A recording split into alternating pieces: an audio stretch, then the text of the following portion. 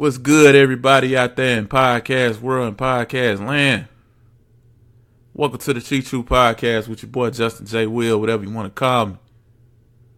Hope everybody's doing well out there, man, on this Tuesday afternoon, Tuesday evening, whenever you may be listening to this, whatever day you may be listening to this. I appreciate you for dropping in, checking in on your boy, because you could have been anywhere in the world, but you're here with me. So I appreciate it, man. So I'm doing okay. I'm alive. I'm breathing. Had a good weekend. Hope you guys had a good weekend as well. And ready to get into the Cheat Truth, man. Ready to listen to what the hell I got to say. Because I got a lot to say today, man. And the topic for the day is why I quit on Matt Stafford. Why did I quit on Matt Stafford, man? So for you guys who don't know, I'm a Detroit Lions fan. Been one since like the 90s, late 90s. I was born in 91, so I don't know, 97, 98, something like that. I don't know. I've been a fan of him for as long as I can remember. I remember I was a big fan of Barry Sanders. I was just a big fan of watching him and just how cold he was, how good he was. And for some reason, even after he retired, I just stuck with the Detroit Lions. So he retired, and I just kind of just tagged along with the Detroit Lions as my favorite team, and it's been that way ever since. So, you guys know the story with Detroit, man. I mean, Detroit, they have not necessarily, they haven't been like one of the blue bloods of the NFL, right? You know, the Steelers, they have a very historic type of deal going on where they've won a lot of championships.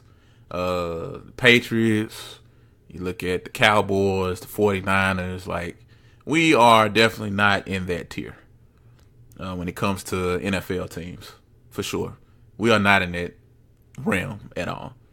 The Detroit Lions have not won a playoff game since 1991, and they've only won one playoff game since 1957. Okay. 1957. I think my dad was 2. Okay, that's a long ass time to go without winning a playoff game. Or that's a long ass time to go with only winning one playoff game. So they have not won a playoff game since 1991. So Detroit has been through it, man. We went through the Millen years. Everybody remembers those years, man. Drafting all those damn wide receivers. Which, quick side note here, Charles Rogers is doing super bad. I managed to dig up a video, I think it came out like last year or something. Apparently Charles Rogers is like working at, he's living in Florida and he's working at some auto shop. Yeah, it was all bad for him because he blew every day. If y'all who don't know what I'm talking about, look up Charles Rogers and Jamel Hill, that interview. That's a funny ass interview. But yeah, man, you know, we went through the Millen years. Charles Rogers, Mike Williams, Jordan Dyson.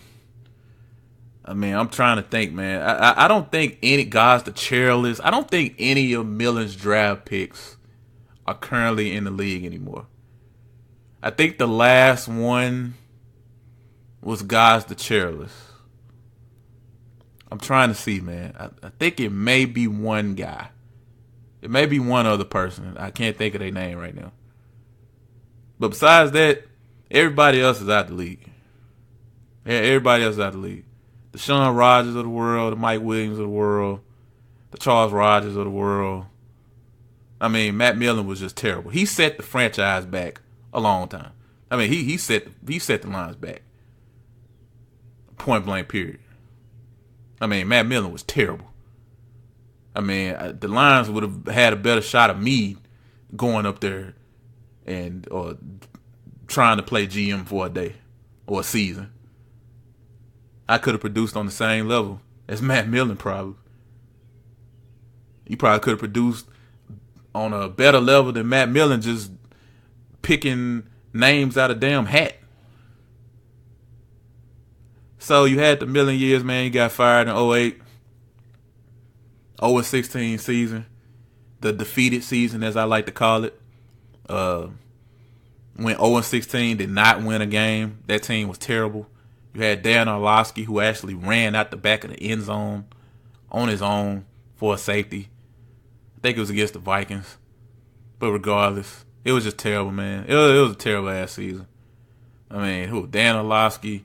I think we managed to have. I think we drafted Calvin Johnson. We had Calvin Johnson this season. He was a rookie.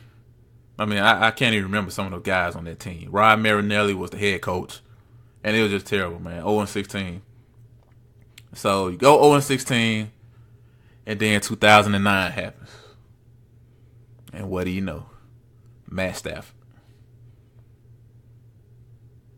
So we got Matt Stafford in 2009, quarterback out of Georgia. Shout out to the Dogs. Very talented individual, man. Matt Stafford's a very talented quarterback, no doubt about it. I mean, from just his toughness to being able to throw the ball from places that you just couldn't imagine a ball being thrown from, being able to throw a sidearm, being able to put the ball on the money, powerful arm, cannon arm. Like, he is a talented quarterback for sure. He's a talented thrower, talented passer for sure. So why did I give up on him if he's so damn talented? Okay. So first of all, let's look at Matt Stafford. Let's look at his career statistics. Let's just get a little overview real fast. So Matt Stafford, I pulled these from ProFootballReference.com, good website. Actually downloaded the table to a spreadsheet or whatever. Pretty useful. So let's see here. So Matt Stafford, as of the end of last year, he currently has 62% completion percentage for his career. He's thrown for over 34,000 yards. I'll just round it up to 35,000. I'll just say 35,000. Let's just say 35,000 yards. 216 touchdowns. Not bad at all. 118 interceptions. Not bad at all. I mean, he had a Pro Bowl season in 2014. 3 playoff appearances. I mean, he actually had a season where he threw for like 40 touchdowns, 16 interceptions. No doubt that the guy has had a good career, numbers-wise. Matt Stafford had some numbers for that ass. Okay, threw for like 5,000 yards in one season. That was the 41 touchdown, 16 interception season back in 2011. The Lions went 10-5. I mean, not 10-5. They went 10-6 that season, if I'm not mistaken. So there's no doubt that the guy can play quarterback. Matt Stafford can play quarterback. I mean, he's not Blake Bortles. Okay, he's not one of those guys. He's not Brock Osweiler. He's for sure not one of those guys. I wouldn't even put him in a category of any of those individuals. He's a good quarterback, for sure. I say he's a franchise quarterback. He's a franchise quarterback. Stafford's definitely a franchise quarterback. So if I think that Matt Stafford is so damn talented and he's so good, why have I given up on him? Why did I give up on him? Why have I lost faith in Matt Stafford as the Detroit Lions franchise quarterback? Why is that? Well, I'll tell you why, damn it. Because he's 60-65 for his career. He's 60-65. Okay? He's 0-3 in the playoffs. Coming into the 2017 season, he was 5-46 against teams that finished the regular season with a winning record. And according to my calculations, let me bring it up here on this notepad right here. After this past season, 6-52. Yeah, 6-52. So the Detroit Lions only beat one team this year that finished the season with a winning record, and that was against the Vikings. And Dalvin Cook got injured that game. Dalvin Cook was carving the Lions up too. I mean, he was going in. And if he stays in that game, who knows? Probably lose that game. But that was the only team that the Detroit Lions beat. 5-46 coming into last season now, and after this season, 6-52. And I know what everybody's gonna say, man. It's a team game, bro. It's a team game. It's all about the team, bro. That argument can only take you so far. I'm not saying I don't expect Matt Stafford to go to the Super Bowl every year, but I mean, damn. Can we get some consistency here? Can we get one playoff win? Going into last season, Matt Stafford was like the highest paid player ever. Now, I think that contract has been trumped by Jimmy Garoppolo. Jimmy Garoppolo and, who else got paid? It's Jimmy Garoppolo and somebody else. I can't remember. But if you are going to be paid that much, man, for all the money that Stafford has made, for all the yards he's thrown for all the touchdowns he's thrown for, he does not have a lot to show for it, bro. Point blank, period. I don't care how much of a Detroit homer you are. You can't disagree with that. He does not have a lot to show for it. I understand he hasn't had a 1,000-yard rusher since Reggie Bush. I understand that. I understand that the defense has not necessarily been, Seattle. Hasn't been Seattle. Hasn't been, what Jacksonville was last year. I understand that, man. But I still think that this franchise has given him enough over his career to have at least won one playoff game. You guys gotta agree with me on that one. Like Lil Flip, you gotta feel me. They haven't done that bad to where he couldn't win one playoff game. And I've been a harsh critic of Detroit and some of the moves that they made. You feel me? Some of the draft picks we missed on. Taking Eric Ebron. Eric Scissorhands Ebron, who now plays with the Indianapolis Colts. I understand, man, but I don't think that they've done that bad to where you could not have won one playoff game your entire career. I just don't think so, man. And if you are that guy, you're the number 1 overall draft pick, bro. Number 1 overall draft pick. Come on, man. Figure it out. For all the money that you've made, man. For all the money that Matt Stafford has made, has nothing to show for it. Nothing but probably a whole bunch of Bentley trucks in his garage. A bunch of Rolls-Royce Phantoms. A bunch of private jets. That's about it. Yeah, of course, he's made the Lions more interesting from that 0-16 season. I'll give him that. I'm not saying that the guy's whack at all. But the guy, he's made a whole lot of money, bro. Do you guys realize Matt Stafford has accumulated so far in his career $160 million. $160 million from his contract. Now, he, along with Sam Bradford, they were one of the last players to benefit off the non-rookie wage scale years. Like, remember back in the day, you had all these rookies holding out for new contracts, and even though they have not played a down in the league, they were holding out. I think Matt Stafford's first contract was like $40 million guaranteed. It's like $72 million. Yeah, 6 years, $72 million deal, $41.7 million guaranteed. This is him as a rookie coming into the league. Okay, he hadn't proved anything yet on the field, which that's how a lot of rookies were. That's how guys like Jamarcus Russell was able to get paid so much. That seems asinine now, right? It's like smoking on airplanes. Remember, you actually smoke on airplanes once upon a time. That seems very stupid now. Seems crazy when you think about it. But yeah, man, he's made all this money, man.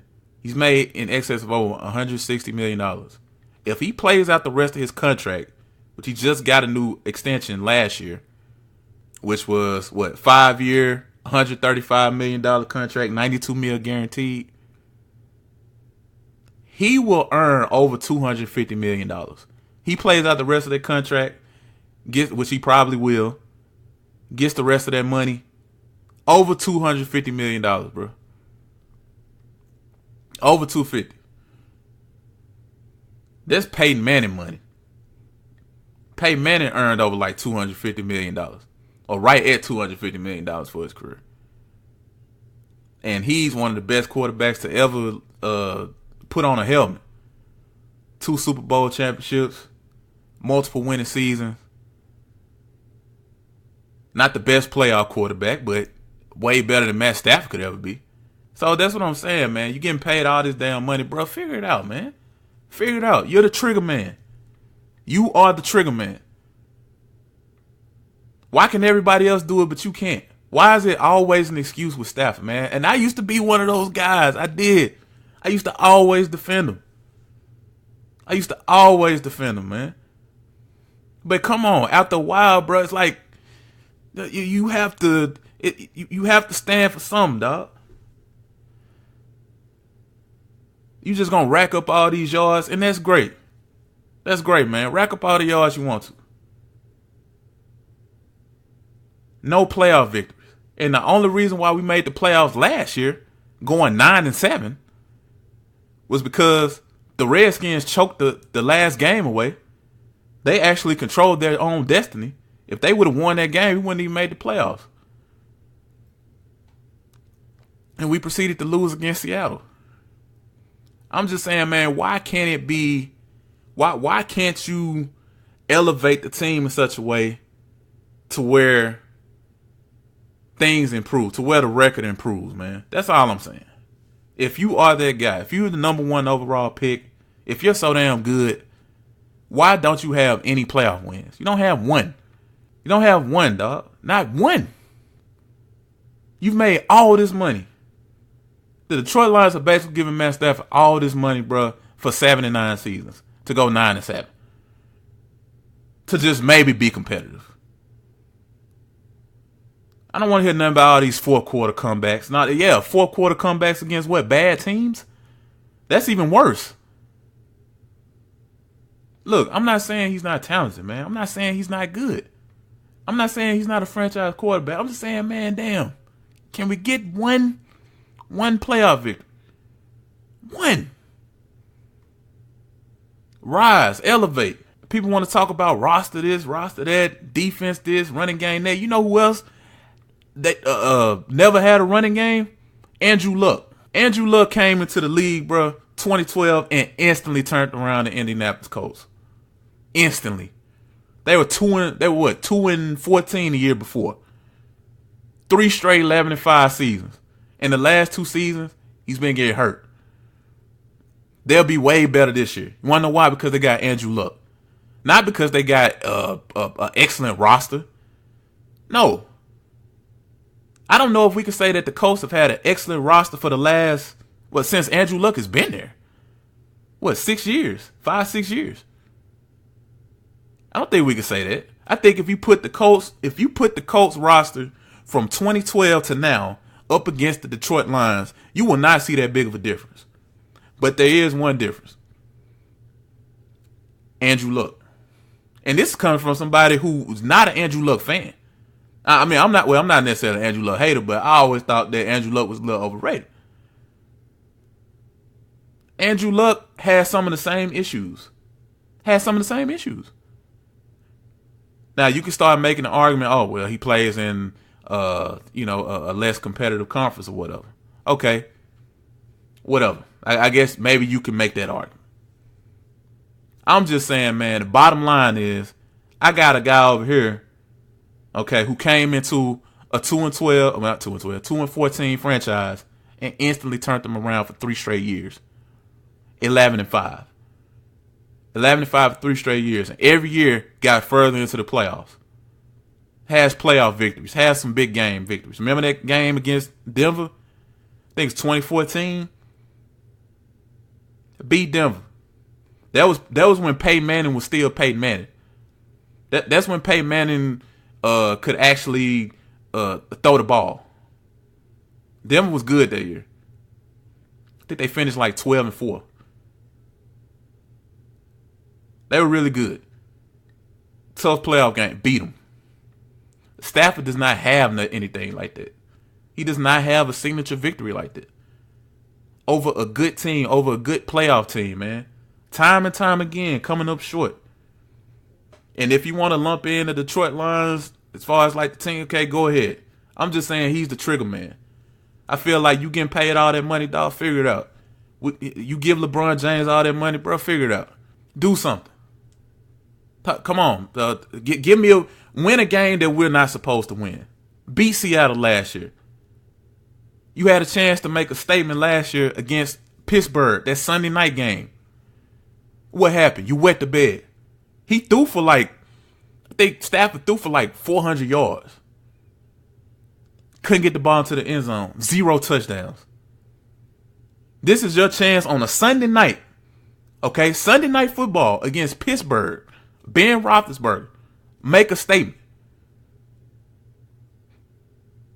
Pittsburgh didn't score number 20 points. So you can't say the defense didn't do anything. I mean, that's a Pittsburgh team, okay, that gave up like 4 touchdowns to Jacksonville. I mean, for Pete's sake, Blake Bortles even threw a touchdown against Pittsburgh. I mean, sweet Jesus. I mean, you couldn't get the ball in the end zone one time? Come on, man. You're Matt Stafford. You're Matt flipping Stafford, the $1 million man.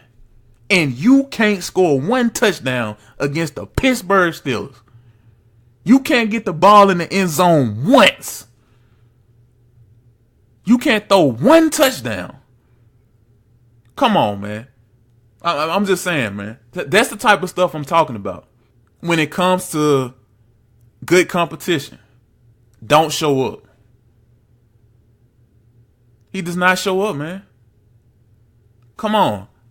Playoff game against the Cowboys. Yes, I do think we got robbed on that call. On the pass interference, that wasn't. I still say that before that game happened, I've never seen a referee pick up the flag on a pass interference call. I've never seen it. Never. I understand you had that call, man. And I think we got robbed on that. But at the same time, you still had time, bro. You still had time to pull that one out. Why is it that other quarterbacks can do it, man? Why is it that Andrew Luck can do it? Why can he do it? Why can he go up against a Denver team and beat them? A tough Denver team. A tough Kansas City team. In the playoffs. Comeback victory. Even though Kansas City, for some reason, it's obvious somebody had a voodoo doll or something and was poking all the defensive players in the second half because everybody just fell out the face of the earth. But regardless, he won the game. He came back and he won the game. I'm telling you, man, you put the roster side by side, bro, it's not going to be that different. But Andrew Luck made an impact on his team like that, man. Playoff victories. And Matt Stafford hasn't been able to do that. We're paying him all this money to be average. We'll pay him $200 million. I'll pay him $150 million over 5 years. Or how much the contract was. $135 million, 5 years. Just to go 7-9, 9-7. And the team went 9-7 this year. It could have easily been 7-9 because Aaron Rodgers was out for each of those games. Aaron Rodgers didn't play in either of those games. Aaron Rodgers was injured. So you beat Brett Hundley twice. Wow. Could have easily been 7-9. Regardless of how you want to play it, man, regardless of how you want to slice it, man, he just is not, he hasn't shown me anything to make me believe that he's that guy, man. Yes, you can beat up on Mitch Trubisky and the Chicago Bears. Yes, you can beat up on lowly Kirk Cousins and the Washington Redskins. Yes, you can beat up on Carson Palmer. You can beat up on all these teams, bro, that are not that good, that are underachieving. But when it comes to the Sunday night football game against Pittsburgh, you can't deliver. You threw for a whole bunch of yards and couldn't get the damn ball in the end zone. Big playoff game against Dallas. Get it home, man. Paying you all that money. Get it home. Y'all remember that season? It was like 2011. Remember Matt Flynn? Remember that's where Matt Flynn made all his money? The last game of the season? I think the Packers went 15-1 that season. It was the last game. Lambeau. You got played by Matt Flynn. You threw 5 touchdowns, 2 interceptions. He threw 6 touchdowns, 1 interception. Come on, bro. And they were playing backups. You can't do that, bro. Man, no. You just can't, man. Come on. Come on, man. Show me something. I'm tired of seeing this, man. Like, that's why I've given up on. He's shown me that he cannot deliver against top quality competition. Falls short every time. He just can't, man. Him, the team, period. Perfect example. Detroit played New Orleans for 4 straight years, from 2014 to 2017. So 2014 season, 2015 season, 2016 season, 2017 season. Now, people forget, and I guess you're only as good as your last season, only as good as your last game.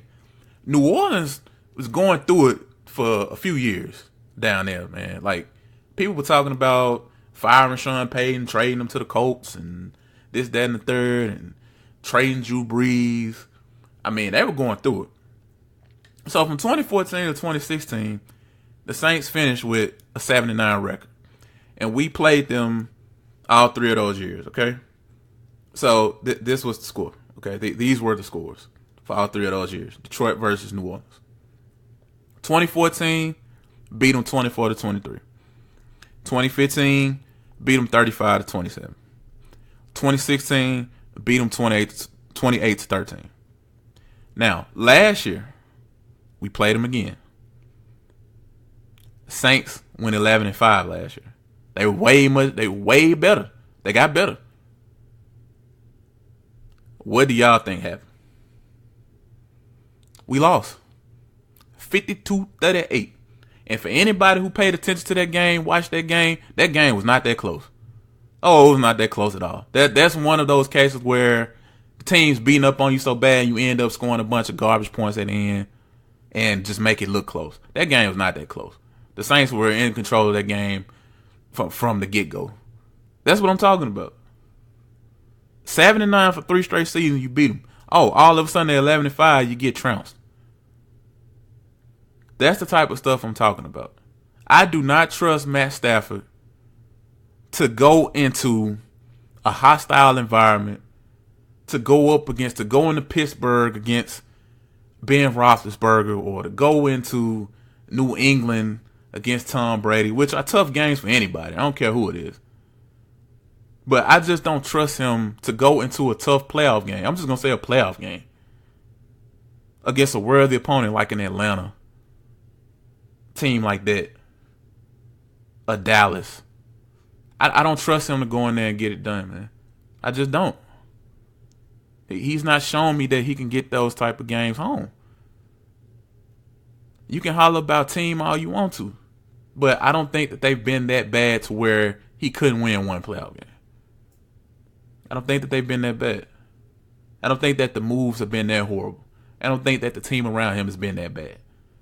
Especially when you compare him to Andrew Luck's team. How is it that he's been able to have success, but Stafford hasn't? Is it just that Andrew Luck's better than Stafford? Maybe so.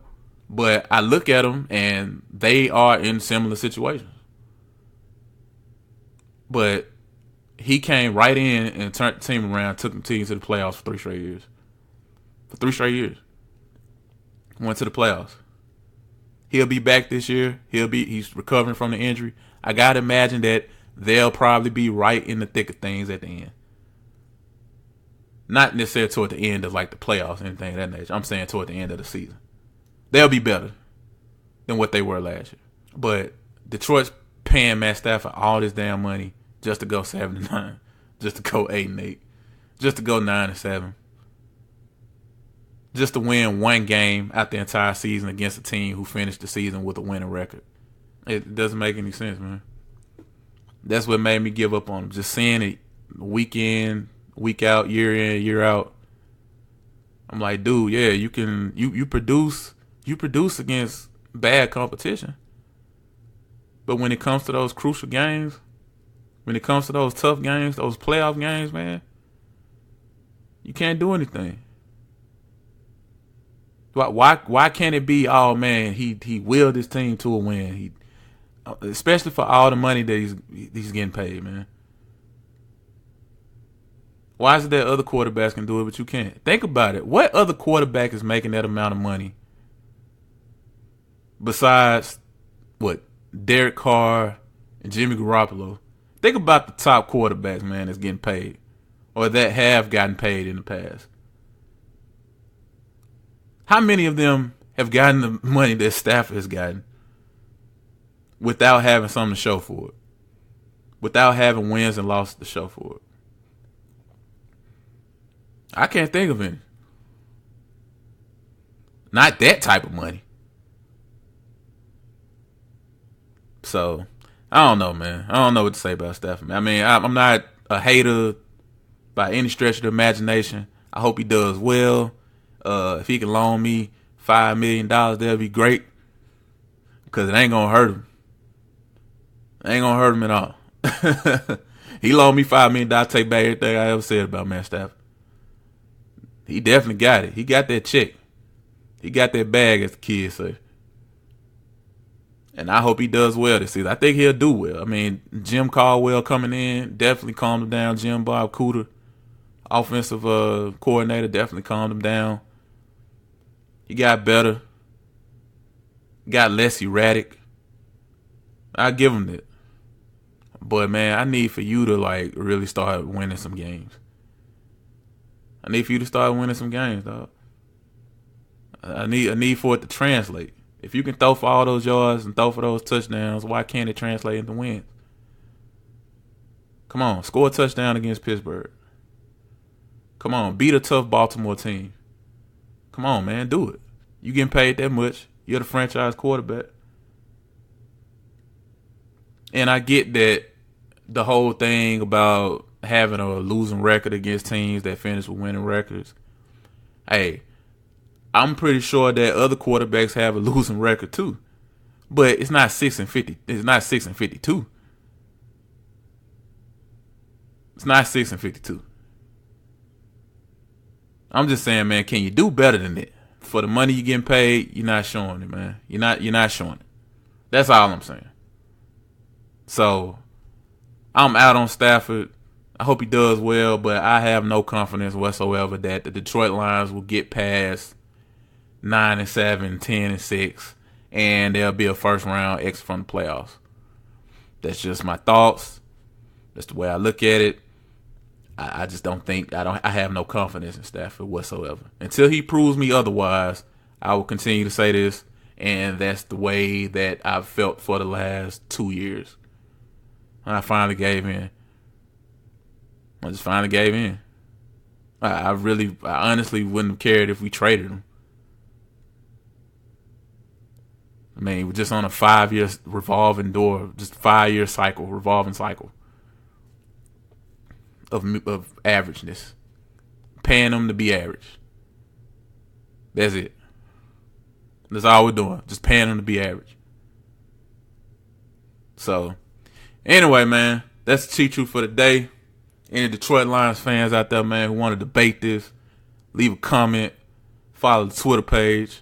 You know what I'm saying? Follow all the social media links in the description and whatnot.